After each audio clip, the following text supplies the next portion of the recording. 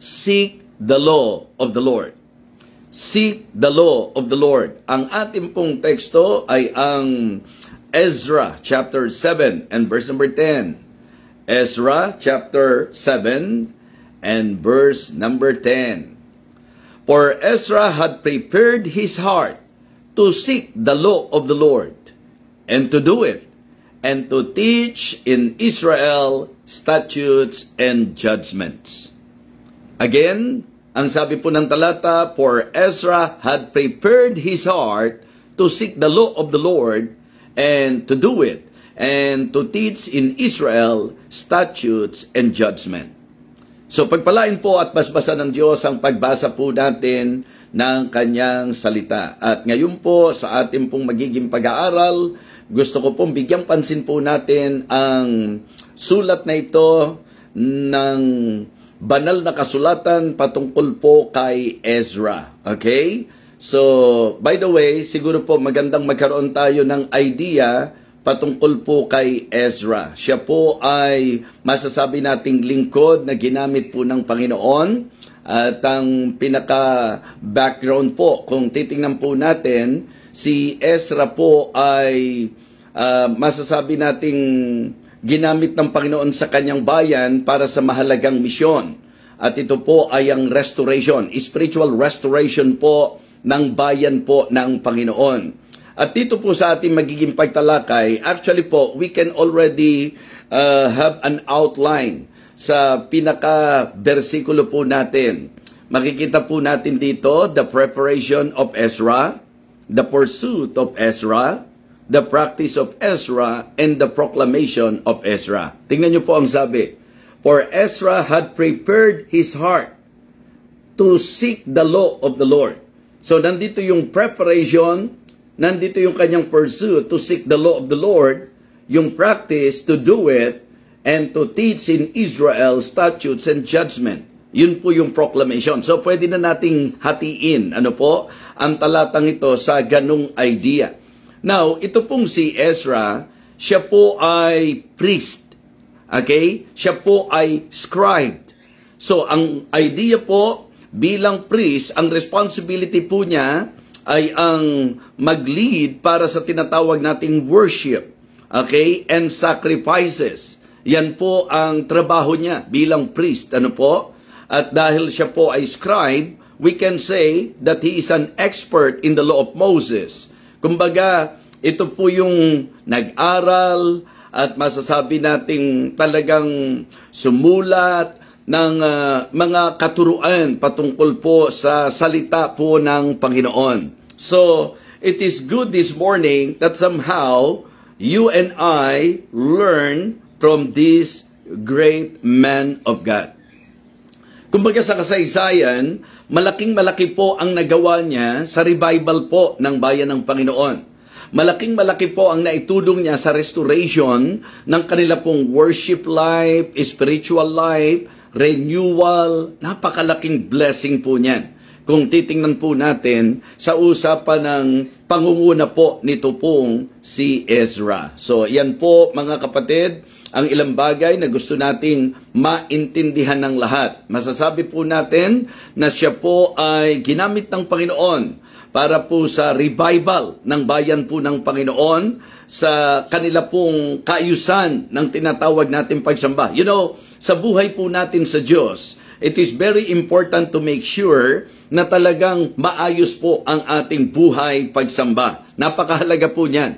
Well, for me, more than doon sa pagtatayo at pag-rebuild ng maraming bagay, it is really great and wonderful na tayo po ay magkaroon ng revival sa aspeto ng spiritual nating buhay. Kaya ngayon po, mas maganda na sa ating pong magiging pag-aaral na ito, sa ating magiging pakikinig na ito, magbigay pansin po tayo sa mga bagay na ipinakita po ng Panginoon sa inyong lingkod na alam ko pong mahalaga na maunawaan po natin. So again, ang ating pong ginawang title sa message na ito, ini-highlight ko po yung Seek the Law of the Lord.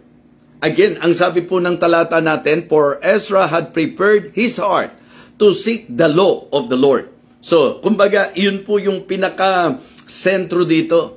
yung tinatawag nating pagtuklas, ano po? To discover, to learn, to know the law of the Lord. At katulad ng binanggit ko po sa inyo about his background, I can say na yan po ang kanyang kasanayan, yan po ang kanyang expertise patungkol po sa kautusan ng ating pong Panginoon. Now, sa usapan ng preparation, makikita natin na ang preparation po niya ay personal, ito po ay purposeful, and masasabi natin na pure. Napakalinis po ng kanyang puso sa pagnanais na kanyang hanapin ang kautusan ng Panginoon. And I believe, mga kapatid, bago tayo makapanguna sa iba, importante po, bago tayo makapagturo sa iba, in fact, maganda nga po na bago tayo mag-share sa iba, tayo muna, hayaan muna natin na tayo po ay pagpalain ng Diyos, kilusin ng Panginoon, kausapin ng Panginoon, kasi sa totoo lang, if we will study yung kanilang story, makikita nyo po na ang revival, nagmumula po yan sa tinatawag nating puso ng tagapanguna. Ano po? And because of that, masasabi natin that he can reach even the heart of the people. So, makikita nyo na sa puso po niya, malinaw po ang purpose to seek the law of the Lord. Now, it is very important to be reminded, folks, especially every time that we are attending the church, ano po, sa mga services po natin, maganda sana pure ang ating pong intensyon, na talagang personal, na ang gusto po natin, matuklasan natin, malaman natin kung ano ang kalooban ng Panginoon. It is good to make sure of our purpose every time na umaattend po tayo sa church. Kaya tayo umaattend, yes, given po yan to worship the Lord. But we cannot deny the fact that one of the most important thing sa ating pong worship ay ang ating pong matutunan, maalaman kung ano po ang salita ng Diyos, kung ano po ang kalooban ng Diyos. Even sa ating pong ministeryong ito, it is good to make sure that your purpose is to really find out and discover the will of God, to learn the truth. Ito pong salita ng Panginoon. So, yan po mga kapatid, ang ilang bagay na gusto kong bigyan po natin ng pansin. Importante po na alam mo na ang purpose mo nasa puso mo, okay? Yun po ang pinaka-lalayon mo na talagang ang maalaman kung ano ang kautusan ng Panginoon. Well, siguro po, magandang maunawaan po natin that during the time of the Old Testament, pag binabanggit po yung law of the Lord, di ba? Yan po ay pumapatungkol sa talagang masasabi nating aklat ng kautusan na naisulat po ni Moses. Di ba? Halimbawa lang po, doon sa ilang mga nababasa natin, okay, this book of the law shall not depart out of thy mouth. Katulad po nung sinabi pong, but his delight is in the law of the Lord. Yung idea po, mga kapatid, na yung pong salita ng Diyos, doon po sa idea ng mga isinulat, kautusan na ipinasulat ng Panginoon kay Moses. But it is not wrong to apply na ang law of the Lord ay po pwedeng sa ating pong treatment ngayon sa salita ng Panginoon. It is good to search the scriptures. It is good to learn the scriptures. It is good to have that desire in your heart, that pure desire in your heart, na talagang lagit-lagi maalaman natin ang patungkol sa salita ng Panginoon, sa kalooban ng Panginoon, at sa kautusan ng Panginoon. Kaya naman sa preparation po, mahalaga na ang una, i-prepare natin ang ating sarili, personal, mga kapatid. And make sure of our purpose. At yun po ang tinatawag nating, masasabi nating kadalisayan ng pusong taglay nito pong si Ezra, mga kapatid. Hindi po siya naghahanap ng personal glory, kundi yung divine guidance, mga kapatid. His heart was ready for God's will. You know, ang isa sa problema na ipinakikita po ng Bible ay ang problema na nakikinig pero hindi tagatupad. Okay? So, nag-e-enjoy na makinig, nag-e-enjoy na makaalam, pero natatapos hanggang doon lang. Kaya nga sabi ko, just try to imagine na ang teksto natin isang talata lamang po. 'Diba? Pero isang talata lang ito, na sabi ko nga, kung hihimayin po natin, mahati po natin sa idea ng kanyang preparation, the pursuit, masasabi natin the practice, and the proclamation. Okay? It is good to learn this morning this very important message na nais iparating ng Panginoon po sa bawat isa po sa atin. Alright? So, tingnan po natin ho. Napakahalaga. Ang ating pong bibigyang pansin ngayon ay ang patungkol sa importansya na sa usapan po ng pagtuklas at pag-alam ng batas, kautusan, kalooban ng Panginoon ay ang pusong handa.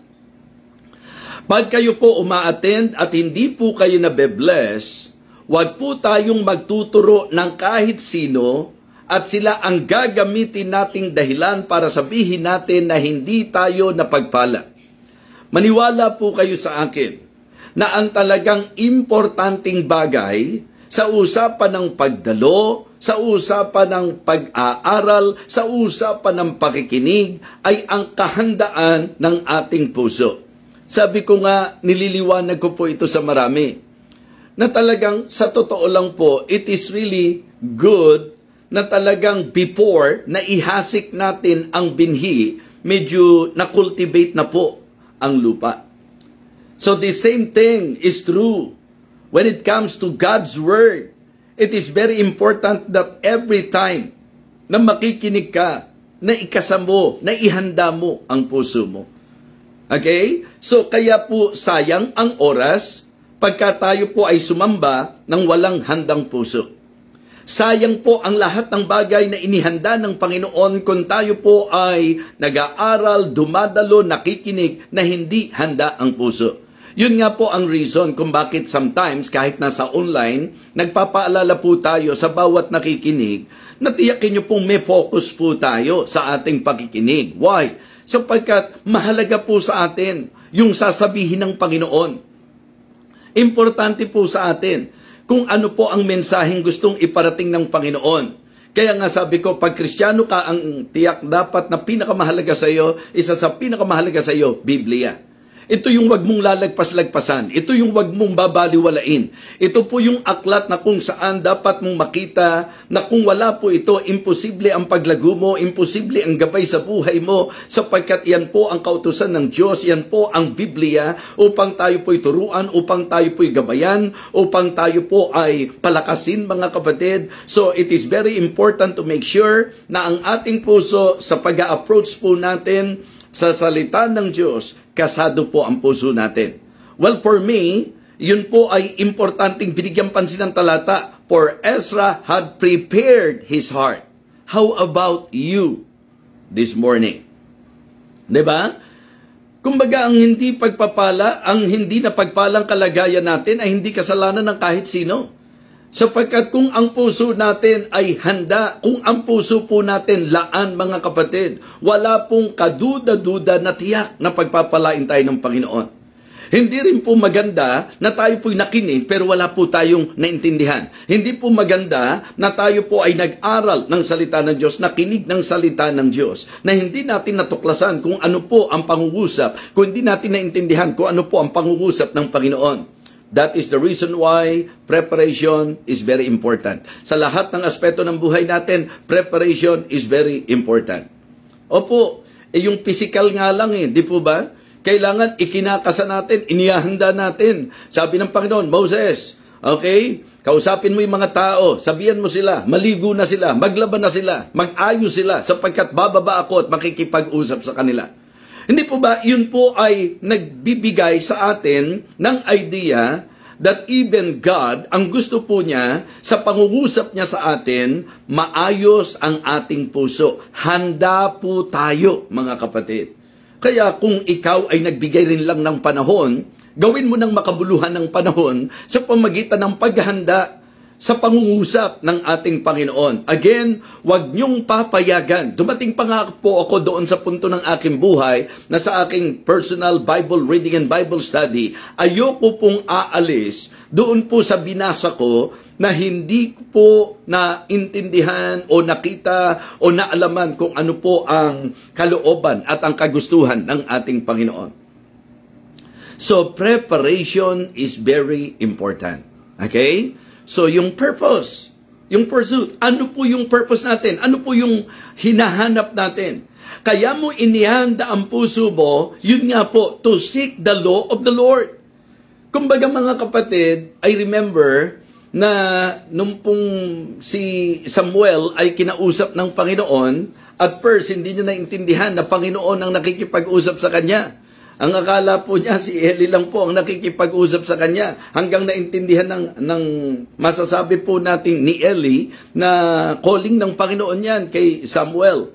At ang gusto ko pong makita nyo doon, yung tinuro po ni Eli. Because naintindihan po ni Eli na kinakausap ng Panginoon si Samuel. Kaya ang sabi po niya, ganito ang sabihin mo. Pag narinig mo ang tinig niya, mag-usap ka, magsalita ka, Panginoon, at nakikinig ang iyong alipin.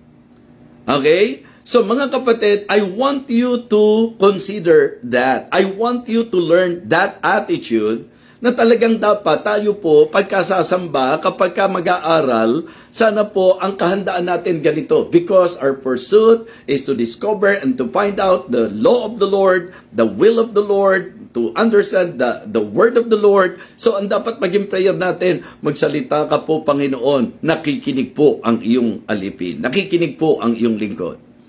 So importante po ito mga kapatid. Kaya nga sabi ko, nung sinabi po nung psalmist, that his delight is in the law of the Lord, yung blessed man, di ba sabi? Blessed is the man. So, yung pong mapalad raw po, sinabi kung hindi sino yung pinakikinggan, sino yung hindi dapat pakinggan, sino yung hindi dapat samahan, sino yung hindi dapat upuan. Tapos niliwanag po, kundi ang kanya kagalakan ay nasa kautusan ng Panginoon. Kaya nga ang sinasabi ko po sa mga mananampalataya, pag tayo po ay tinatamaan ng salita ng Diyos, it is wrong for us to be negative, mga kapatid. Diba? Dapat positive po yun. It means to say that the Holy Spirit is working in our heart, in our lives.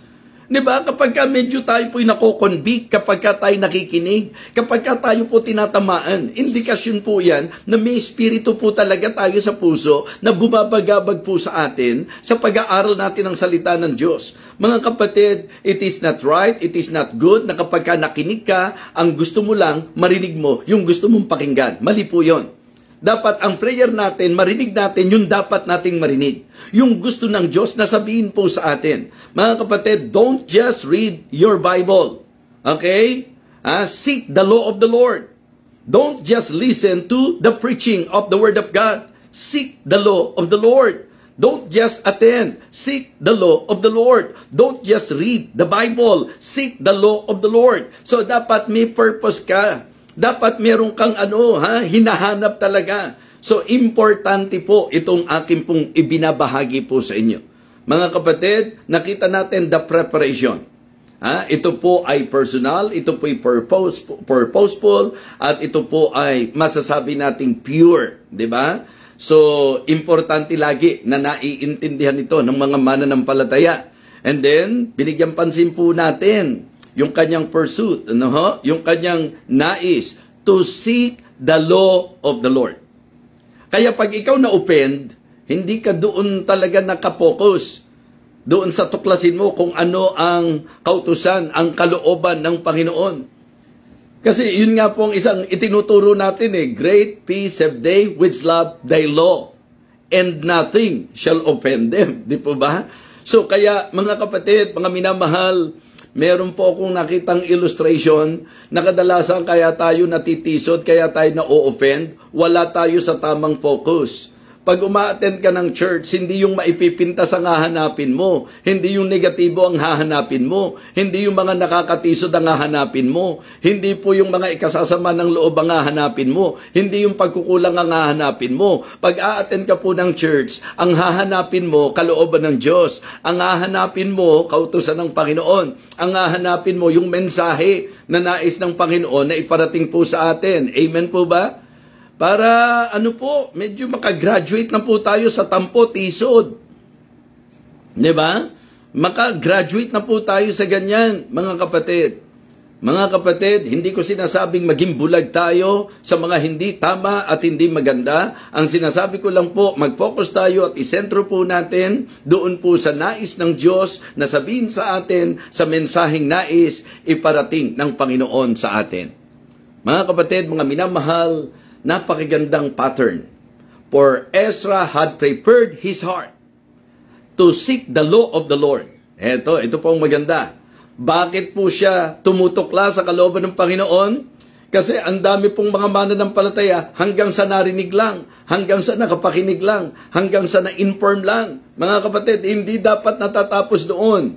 Dapat po, inihanda mo ang puso mo dahil sa talagang gusto mo pong maintindihan at maunawaan at matuklasan ang kalooban ng Panginoon upang gawin po ito, mga kapatid.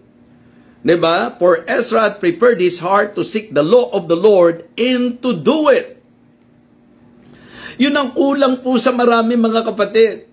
It is the application of the Word of God. The application of the message. Sa totoo lang po, mga kapatid, pag kayo dadalo, pag kayo makikinig ng mensahe, para sa akin po, wala nang halos bago pa sa maririnig natin. So, hindi po natin para itanggi ang katotohanan that for sure, marami na po tayong napakinggan na muli, napapakinggan natin. Pero mga kapatid, ang issue, bakit po kaya? Sapagkat ang goal ay hindi lamang po para magkaroon tayo ng kaalaman. Ang goal, mga kapatid, is to find out, to discover the will of God and to do it. Para gawin po natin. Kaya kung noon pa lang naririnig nyo na kautusan ng Panginoon, huwag pababayaan ng pagtitipon, do it!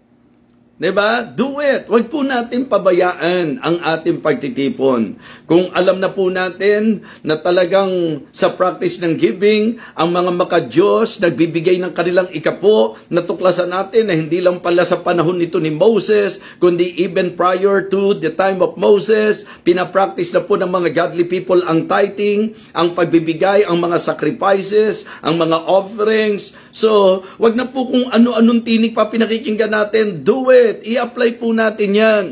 Okay? So mga kapatid, mga minamahal, importante po na ito ay ating maging attitude at maging gawi, mga kapatid, na tayo po ay hindi lang basta makikinig, kundi magiging tagatupad ng salita ng Diyos. So again, ang sabi po, be doers of the word and not hearers only, deceiving your own self. So, nakita natin, okay, the practice. Sabi niya, naihanda ko ang puso ko, natuklasin ko anong kautusan ng Diyos at gawin ito. So it means to say that the leadership of Ezra is really great, it is really good, sapagkat siya mismo doer of the word. Mas marami po kayong pinakikinggan, mas marami kayong accountability. Ano pong ibig yun sabihin, Bishop? Di wag na po kami makinig para walang accountability? Ang unang accountability nga po natin bilang nilikha ng Diyos, tuklasin natin kung anong kalooban ng Diyos. Because in reality, man shall not live by bread alone, but by every word that proceeded out of the mouth of God.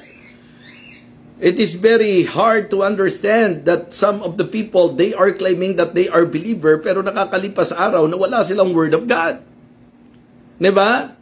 Hindi po magiging madali kapag ka po Kristiyano ka, walang salita ng Diyos. Mga kapatid, it is good to hear the Word of God, to hear the preaching of God's Word, to listen to the preaching of God's Word, pero hindi dapat natatapos doon.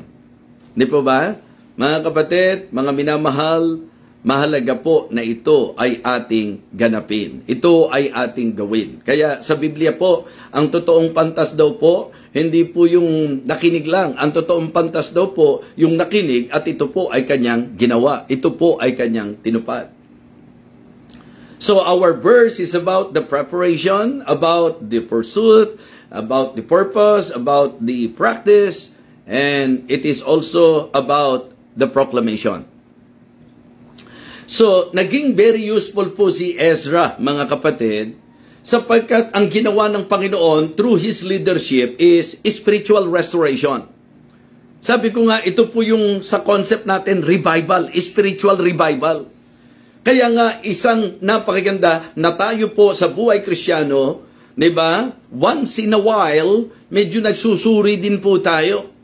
We can say that Ezra, he became very instrumental sa bayan ng Panginoon para po sa spiritual restoration and revival. Even renewal, mga kapatid. Yan po ang hayag na makikita po natin sa masasabi po nating pangunguna po ni Ezra. Siya po ay ginamit ng Panginoon. And again, in our text, it is good to learn from him. Diba? Matuto tayo mula po sa kanya. Ang sabi po ng talata, for Ezra had prepared his heart. So sana po, ganun din po tayo. Pag-a-attend tayo sapagkat si Nida, di ba? Prepared her heart. Sapagkat si Pastor John prepared his heart. So, yung Kristiyano po, they prepared their heart. Sana ganun po tayo na talagang ikinasa natin, inihanda natin ang puso natin, saan natin inihanda? Sa mga negatibong bagay? Sa mga ikahihina? Saan dapat inihanda? For Ezra had prepared his heart to seek the law of the Lord. So sa application natin, dapat inihanda natin lagi ang puso natin sa pakikinig ng salita ng Panginoon. Diba? Kaya hindi ito pagandahan ng outline. Hindi po ito yung dahil nakabisa mo ang outline, enough. No. You need to practice it. You need to apply it. Remember, ang scope ng worship, ang scope ng service, remember that? Yung itinuro ko po, mga kapatid, sa ilang mga mensahe po natin, that the scope of worship is before, during, and after. Preparation before, participation during, and practice or application after. Yun po yung kabuuan, kalubusan ng worship. Yung bago ka pumunta, handa ka. Cultivated yung heart mo. Para nang sa ganon, pagka tinrow na po yung seed, makaka-penetrate sa heart mo. It is really hard to apply the Word of God kung di nakapenetrate sa puso. Kaya dapat po nandoon yung deep penetration ng Bible, ng Word of God sa bawat isa sa atin. Yun po ang dahilan natin kung bakit pagka nakikinig tayo, focus po tayo para talaga mag-penetrate sa heart po natin, para mag-seek in sa puso natin. This is not just for religious practice or spiritual ego or something like para lang po masabi natin na tayo'y nakikinig, tayo po ay naka-attend. Mali, hindi dapat ganun kababaw. Dapat ang masasabi po nating takbo ng puso po natin, the reason why we want to discover and to find out the will of God, to learn the Word of God from the Word of God, because we really want to practice it, we really want to apply it. Kumbaga, Lord, turuan mo ko anong dapat kong gawin. Panginoon, ano po ba dapat ginagawa ko bilang Kristiyano? Panginoon, ano po ba dapat ako at anong ginagawa ko bilang Kristiyanong asawang babae, bilang Kristiyanong asawang lalaki, bilang ama ng tahanan, bilang ina ng tahanan, bilang miyembro ng church, bilang mamamayan ng bansa. Dapat tinutuklas natin kung ano po ang kalooban ng Panginoon. Magiging blessing po tayo sa church kapag natuklasan natin kung anong kalooban ng Diyos sa atin bilang miyembro. Magiging blessing tayo sa friendship bilang mga magkakaibigan kung makikita natin sa Word of God ang turo tungkol sa magkakaibigan. Kung ano po ang turo ng Bible para sa pamilya, kung ano po ang turo ng Bible para sa manggagawa, kung ano po ang turo ng Bible para sa isang pastor, kung ano po ang kautusan at kalooban ng Diyos para sa isang tinawag ng Diyos. So, importante po that in all aspect of our lives, let us seek the law of the Lord. Let us seek and find out the will of God, and then be willing, be determined to apply it in our lives. Amen? Kasi sayang sayang yung effort, sayang ang oras, sayang mga kapatid. kung tayo po ay nakinig lang at hindi po natin ito tinupad. Pero alam niyo po ang kagandahan kay Ezra, inuna niya ang sarili niya. For Ezra had prepared his heart to seek the law of the Lord and to do it. Diba? And to teach in Israel statutes and judgment.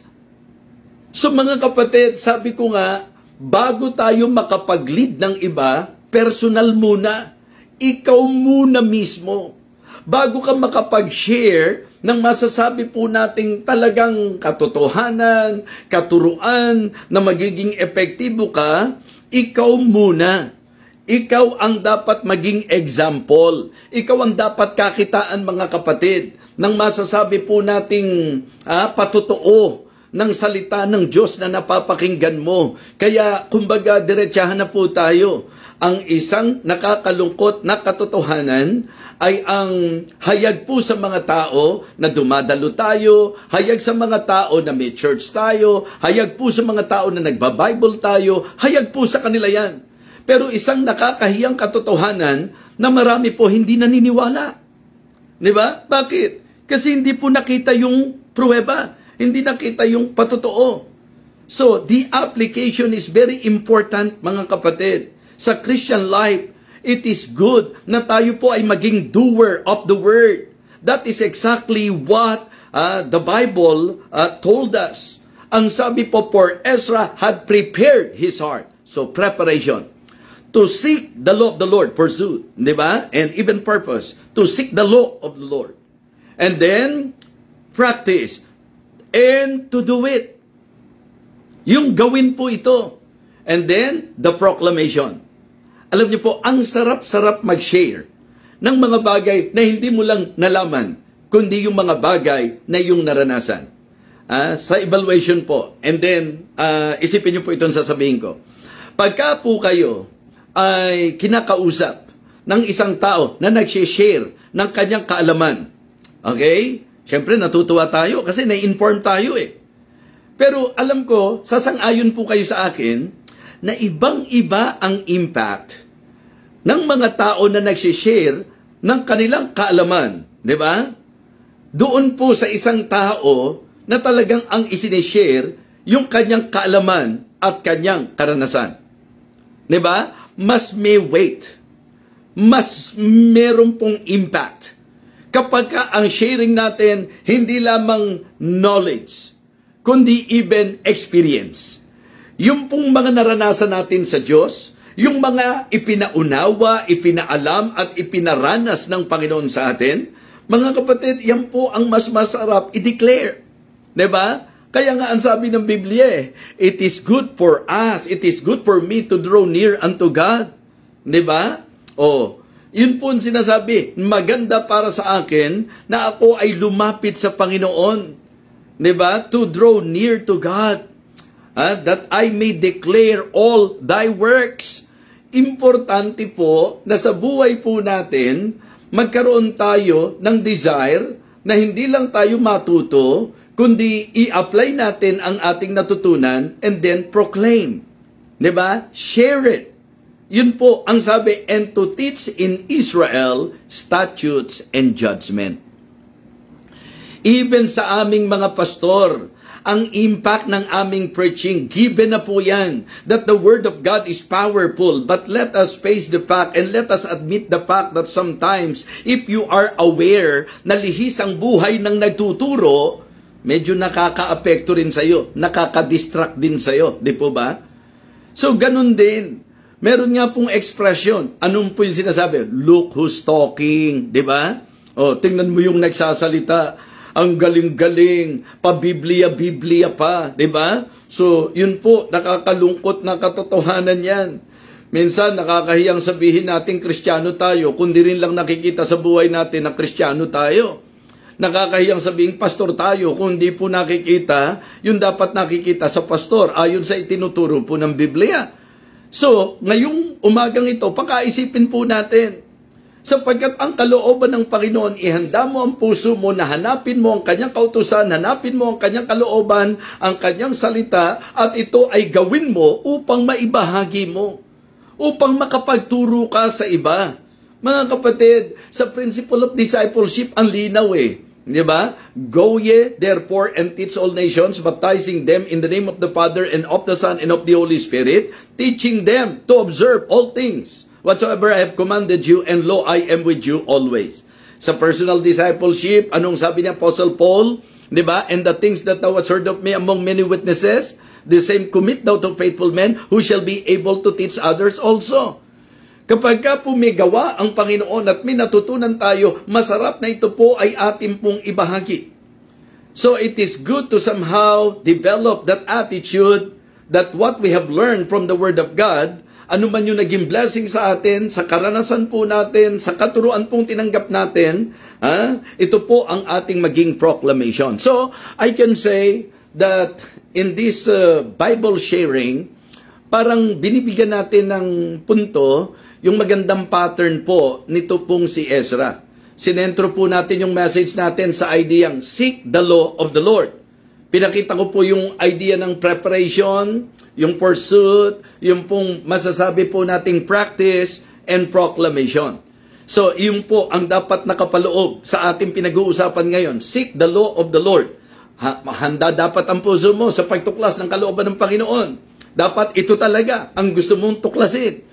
Dapat gawin mo talaga kung ano po yung natutunan. Amen? And then i-share mo to. Proclaim it. Diba? Tell others about what you have learned and what you have experienced sa Panginoon. Mahalaga po yan, mga kapatid.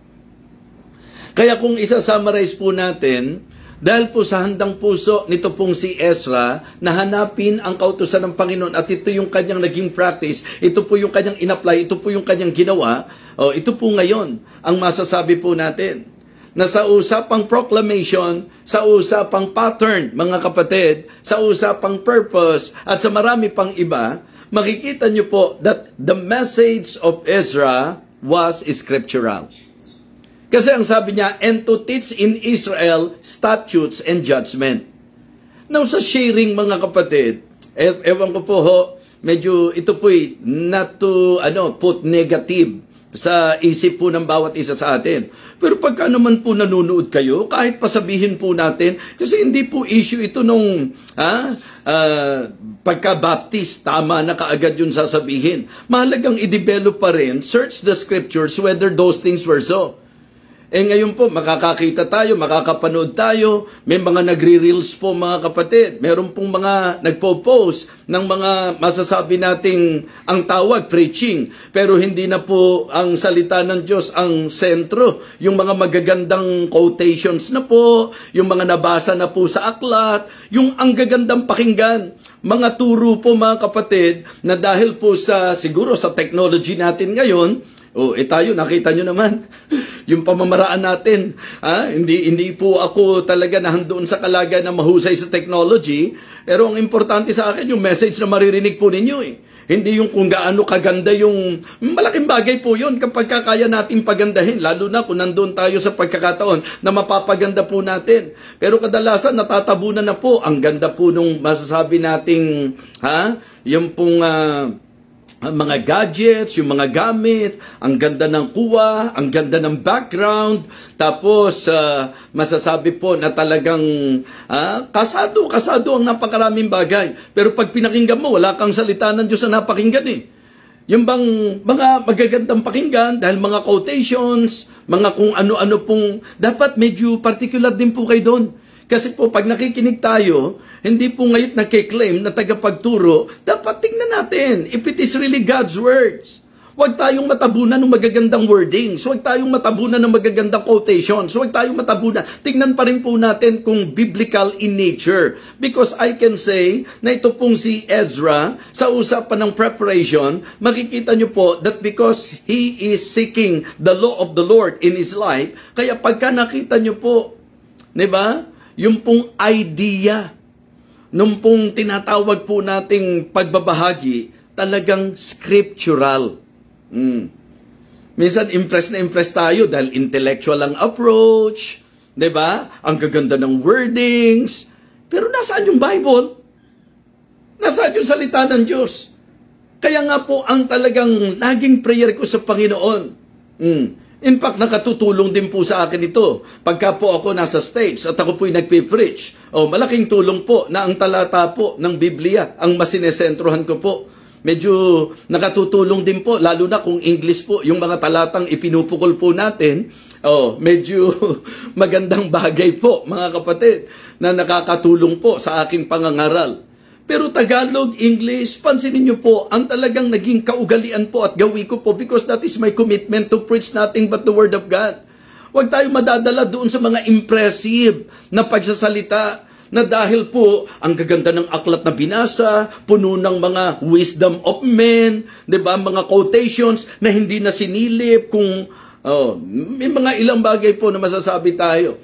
Yung iba po, meron po akong example at kung sakali na gamit nyo ito, wala po akong ibang intensyon, kundi medyo pag-isipan lang po natin. Ang sabi, pagka binebless daw po ng Panginoon ang ating buhay, if God is blessing you, raise the standard of your giving, not the standard of your living. Pagka pinakinggan mo, ang gandang pakinggan at magiging negatibo ka pa sa mga umaangat ang buhay. Pero mali. Kasi ang Diyos natin, nag-aangat ng standard ng living po natin. Iniaangat po ng Diyos. Dati po, ano po ba mga isinusuot natin? Dati po, ano po ba yung mga sinasakyan natin? Dati po, ano po ba yung cellphone natin? Hindi po masama na itinataas ng Diyos ang antas ng buhay natin. Diba? Ang masama lang po, yung buhay mo lang, yung antas ng buhay mo, yung lifestyle mo lang ang umaangat, pero yung giving mo, yung spiritual responsibility and accountability mo, hindi umaangat. So kaya kapag tinignan natin, if we really want to be biblical in nature ng ating pong quotation and proclamation, when God is blessing you, siguro mas tamang sabihin, do not just raise the standard of your living, but also the standard of your giving. Diba? Kasi ang Diyos po nagpo-promote at ang promotion ng Diyos, hindi lang po sa position. Ang promotion ng Diyos, maging sa possession.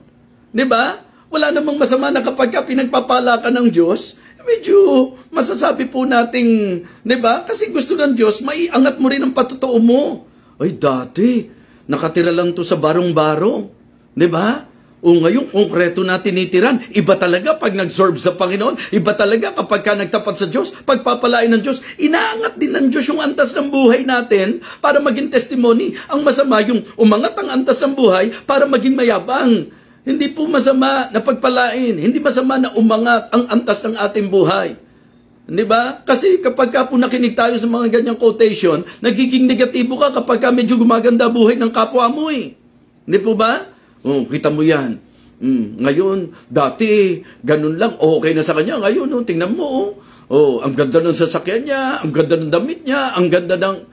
Mga kapatid, kapag po inalam natin, ang dapat iisipin natin, ano ba sabi ng Bible? A faithful man shall abound with blessing. Mayaalis yun po ba sa blessing na pati antas ng buhay, iniaangat ng Diyos? Diba? Give and it shall be given you. Good measure, pressed down, shaken together, running over, shall man give into your bosom. For with the same measure that you meet withal, it shall be measured to you again. So sabi po, pag faithful ka, mananagana ka sa pagpapala. Sabi po, pagka-giver ka, talagang aapaw ang pagpapala mo. So meaning to say, ang blessing ng Diyos, nag-aangat din ang antas ng buhay natin. Kaya ang mas maganda po sa idea ng quotation, para hindi po nagiging negatibo yung iba, pag pinagpapala yung iba, when God is blessing you, okay? Don't just raise the standard of your living, but also the standard of your giving. Masama po yung inangat ng Diyos yung antas ng buhay mo, pero yung antas ng pagbibigay mo, hindi umaangat. Example ko lang po yan, kasi minsan tayo po, forward ka agad, pagka nakakita sa FB ng mga quotation, aralin naman natin kung ang Biblia ba sang-ayon po doon. So that is the good thing about Ezra. Ang sinaliksik niya, kautusan ng Panginoon, para gawin niya ito, at yun ang i-proclaim niya. Diba? So ganun din po tayo. Ang katwiran ko lagi, ba't ako magdadadaldal ng lahat ng gusto kong sabihin? Tagapagturo ako ng salita ng Diyos. Ang dapat itinuturo ko salita ng Diyos. Hindi po talaga ang idea nito, ang ating basis, yung intellectuality at yung pong mga masasabi po nating ganda ng mga salita. No! Word of God, yun ang dapat isi-share, mga kapatid. So napakahalaga na ito po'y mabigyang pansin po natin. So we can say that his message was scriptural, diba? His mission was spiritual. Yung intention niya, di po ba? Ang mission po niya, spiritual, mga kapatid. Diba? Magandang mag-share ng maraming bagay, pero the best na ang sinishare mo, salita ng Diyos. Ang sinishare mo, yung mga masasabi nating kautusan ng Panginoon, spiritual ang dapat sentro. Yan ang mission natin, spiritual. Hindi po tayo yung prosperity gospel. Hindi tayo against na umaangat ang buhay. Hindi tayo against sa mga materially pinagpapala. Pero hindi po ang ministry at ang mission natin nakasentro na pagpapalain ka, yayaman ka. Hindi po yun ang ini-offer natin sa tao. Ang ini-offer natin sa tao, para bang Peter and John, silver and gold have I none, but such as I have give I thee. In the name of Jesus Christ of Nazareth, rise up and walk. So what we would like to share is the spiritual blessing, the spiritual message. So dapat yun po, mga kapatid, ang mission po is spiritual. Kaya po kung wala man po kayong magandang building, hindi ko sinasabi, nasasabihin po natin, hindi na kailangan yan. Ang sinasabi ko lang po, kung ang usapan ay misyon, kung ang kalooban ng Diyos, nagtitipon lang kayo. In fact, ganyan po kaganda ang ginagawa ng Panginoon. Ang Paris hanggang ngayon, wala pang kanilang sariling lugar. Pero binigyan sila ng Panginoon ng po pwedeng marentahan na lugar. At makikita nyo po, hindi naging hadlang na wala silang lugar para mag-grow yung mission. The mission is growing because it is spiritual. Diba? So napakahalaga po na ang sentro sa usapan ng misyon. Kaya sa mga missionaries, wag naman po ang motivation natin material, wag ang motivation natin financial. If you really believe na tinawag ka ng Panginoon, then just obey and God will be the one to provide for you. Just keep on, continue on. And his ministry, I can say, was successful. Diba? His message was scriptural. Okay? His mission was spiritual. And his ministry was successful. Mga kapatid, ginamit po siya ng Panginoon para spiritually ma-restore po ang bayan. So, yun po ang gusto ko maging highlight sa story po ni Ezra. It is more on spiritual restoration, spiritual revival. So binabalance natin. Sabi ko po sa inyo kanina, hindi po masama na materially, financially pinagpapala tayo. Pero hindi yan ang kasentrohan ng lahat. Dapat above all, yung pong spiritually pinagpapala po tayo. And then, it is good na sa pagtuklas natin ng kautusan ng Panginoon, again, our text is very clear, the good pattern and example set by Ezra. Ang sabi po, for Ezra had prepared his heart. Preparation, pursuit, to seek the law of the Lord, practice, to do it, and then proclamation, to teach in Israel stature and judgment. Hindi ba consistent po? Yan ang susi para tayo po ay maging matagumpay. Ang sabi po ng Psalm chapter 1, but his delight is in the law of the Lord. Verse number 2, but his delight is in the law of the Lord, and in his law that he meditate at night. Seek the law of the Lord. Amen? Seek the law of the Lord, mga kapatid. And then show, ipakita po natin, then share, ibahagi po natin. Napakahalaga po nitong tinatalakay natin sapagkat sabi ko po, ang marami po in seeking the law of the Lord, nahandoon lang po sila sa umaalam. Maganda po na ma-reach natin, yun tayo po ay nag-a-apply ng kung ano po ang salita ng Diyos at dumating tayo sa punto na ito po ay ating na ipoproclaim, na ito po ay ating na isi-share. Diba? But his delight is in the law of the Lord, and in his law that he meditated night. Ano po ang resulta? Success! Verse number 3 ng Psalm chapter 1. Diba? And he shall be like a tree planted by the rivers of water that bringeth forth his fruit in his season. His leaf also shall not wither, and whatsoever he doeth shall prosper. So makikita nyo po na yung ministry niya naging matagumpay, mga kapatid. What I mean to say, the task of God, the will of God, sa buhay po ni Ezra, naging matagumpay po ito. Kaya pag message ang pinag-uusapan, tiyakin nyo, scriptural. Kung misyon ang pinag-uusapan, tiyakin nyo, nakasentro sa spiritual. Hindi po sa material. Hindi prosperity gospel, mga kapatid. So don't get me wrong. Again, if God is blessing you materially, hindi masama yan. It is not evil If God is blessing us materially, financially, hindi po evil yan. In fact, pwedeng maging patotoo yan ng kadakilaan ng Diyos sa buhay mo. But listen, hindi dapat yun ang sentro mo. Dapat sa usapang misyon, nakapokus pa rin tayo sa spiritual. Hindi yung mga support na makukuha, mga kapatid.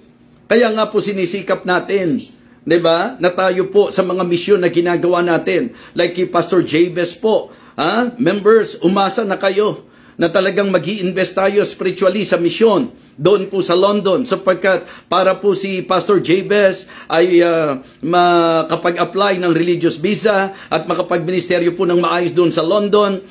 Members, hindi po kung sino-sino iniisip ko. Una, ang Panginoon. Pangalawa, tayo po mismo. And if the Lord will touch the heart of the other people, so blessing po yan. Pero malaking halaga po ang gagastusin natin para po kay Pastor Jabez, para doon sa misyon, doon sa London. And I am willing, mga kapatid, na hindi lang ako tagapagturo. Gusto ko rin pong maging bahagi, mag-invest para po sa spiritual na bagay. At yan po ang mission. Kaya yung pagsuporta nyo po sa mga missionaries, spiritual po yan.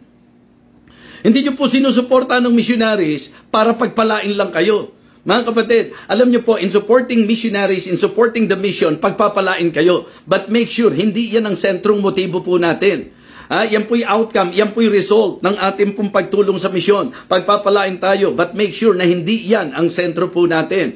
Kaya po sa mga missionaries, ang pananawagan ko po, wag naman pong ipakita natin sa mga tao na ang parabang susi para makaganap tayo sa misyon, kailangan talaga managana tayo financially. No! Trust the Lord. Sunod ka lang sa Panginoon, makikita mo susunod yung provision ng Panginoon. Sapagkat pag tinawag ka ng Diyos, talagang pagpapalain ka. Nung nagpastor po ako, hindi ko po inaasahan na yung mga nararanasan ko ngayon, mararanasan ko. Nakita po ng Panginoon at ipinakita po ng inyong lingkod na mula po doon sa amin pong kalagayan na tinawag kami ng Panginoon. Lahat ng hirap, tiniis po namin yan. Lahat ng training, areglado lang po sa amin yan. Dumarating sa punto na tinutokso kami ng kaaway para mag-quit. Pero nagpatuloy lang po kami. At sa naging pagsunod namin, hindi ito ang motibo, hindi ito ang motibasyon. But I can say that the Lord is really great and wonderful. Hindi po pwedeng mas higit pa ang tao sa Kanya. Pag nagtapat ka sa Diyos, pag naglingkod ka sa Diyos, aangat ng Diyos, pati ang buhay mo. Pagpapalain ka upang maging pagpapala ka sa iba. Kaya mga kapatid, meron kang maisishare ngayon. Amen? Meron kang maisishare. So, importante po ito. Amen? Ang kanyang mensahe ay scriptural, ang kanyang misyon ay spiritual, at ang kanyang ministry ay successful. Kaya nga, ang sabi po ng Panginoon kay Joshua, diba? Nung kanya pong ipagpatuloy yung sinimulan po ni Moses.